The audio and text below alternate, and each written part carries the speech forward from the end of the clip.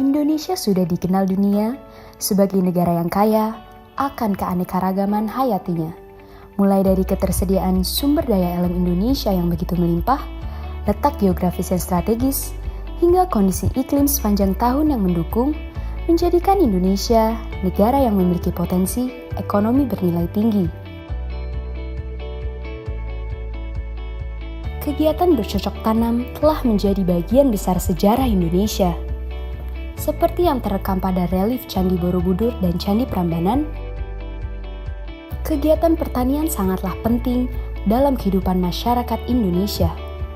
Sejak zaman kolonial Belanda, hasil pertanian dari tanah Nusantara telah menjadi komoditas utama yang dibawa oleh VOC ke negara-negara di Eropa untuk diperdagangkan. Sejarah mencatat, Banten mempunyai peran penting dalam rempah Nusantara bahkan dunia internasional. Jauh sebelum berdirinya Kesultanan Banten, Banten memang sudah berkembang sebagai daerah makmur dengan penghasilan utama lada. Akhir abad ke-12, penulis Cina Zhao Rugua sudah menyebut Sunda yang tak lain adalah Banten sebagai daerah penghasil lada. Pada abad ke-16, Banten di pesisir utara Jawa telah tumbuh menjadi bandar internasional. Tempat ini kerap dikunjungi saudagar dari berbagai bangsa seperti Jepang, Cina, India, Arab, Turki, Belanda, Inggris, Spanyol, dan Portugis.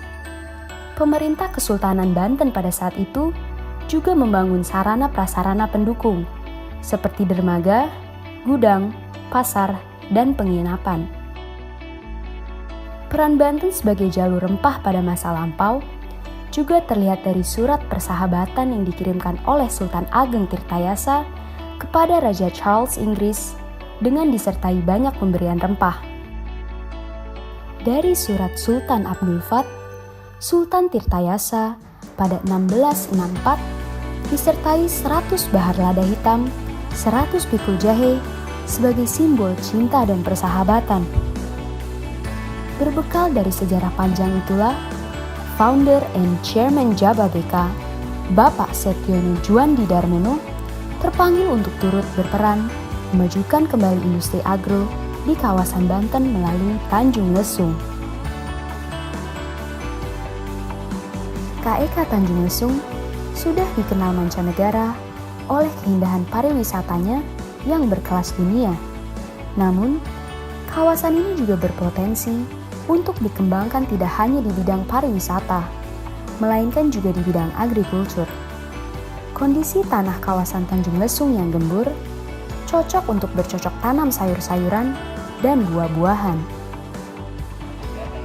Saya sekarang ada di Tanjung Lesung.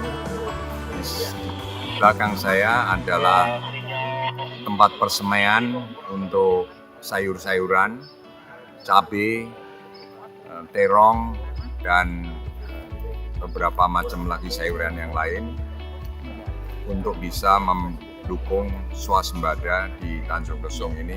Di samping juga bisa nantinya diekspor ke daerah-daerah lain. Di sini di tiap klaster, di sini Kalijaga Residen itu ada 2 persemaian seperti ini, dan kemudian juga di klaster-klaster yang lain seperti di Tanjung Lesung Cottage Hotel juga dibangun tempat persemaian, dan di tempat-tempat seperti Lada Beach yang akan juga dibangun semuanya sehingga bisa menjadi percontohan untuk pengembangan di tempat lain, di mana makanan yang sehat, organik, dan juga bisa langsung dimasak, disantap di restoran-restoran yang ada di Tanjung Lesung. Percepatan pengembangan ekonomi yang merata menjadi salah satu tujuan yang ingin dicapai pemerintah Indonesia melalui pembangunan kawasan ekonomi khusus atau KEK.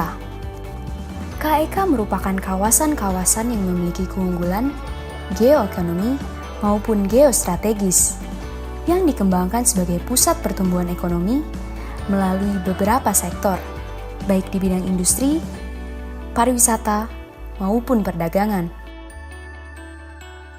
Pengembangan agrikultur di kawasan KEK Tanjung Lesung diharapkan akan menghasilkan sumber pangan yang sehat dan organik.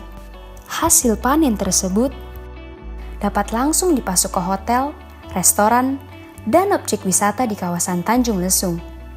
Hasil panen tersebut juga diharapkan dapat mencukupi kebutuhan pangan masyarakat Tanjung Lesung dan sekitarnya. Kita selalu think big, start small, move fast. Jadi kita mikir bagaimana 1.500 hektar kawasan Tanjung Lesung ini, selain kawasan pariwisata, juga kawasan agro, juga kawasan pendidikan, juga kawasan untuk budaya, dengan segala macam potensi yang ada di sini, itu bisa membuat lahan-lahan yang katanya lahan tidur, itu bisa dimanfaatkan menjadi lahan-lahan yang bermanfaat.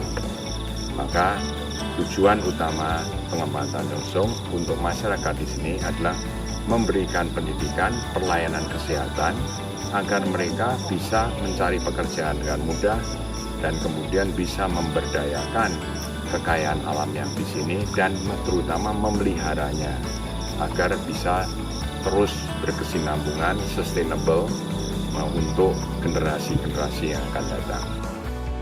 Pengembangan kawasan Tanjung Lesung sebagai pusat agroindustri juga memberikan dampak luar biasa kepada perekonomian masyarakat Tanjung Lesung dan sekitarnya.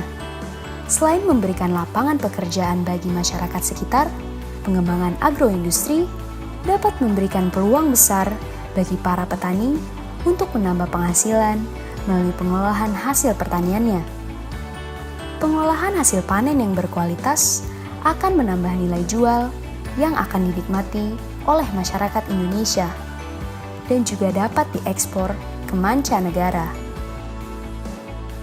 Kawasan ekonomi khusus Tanjung Lesung diharapkan ke depannya tak hanya akan menjadi pusat wisata, budaya, dan pendidikan, maupun juga pusat agroindustri di Indonesia maupun di dunia. Hal ini bertujuan mewujudkan swasembada pangan tidak hanya di kawasan Tanjung Lesung, tetapi juga di daerah lain di Indonesia, mewujudkan pemerataan ekonomi Indonesia agar dapat bersaing di pasar internasional.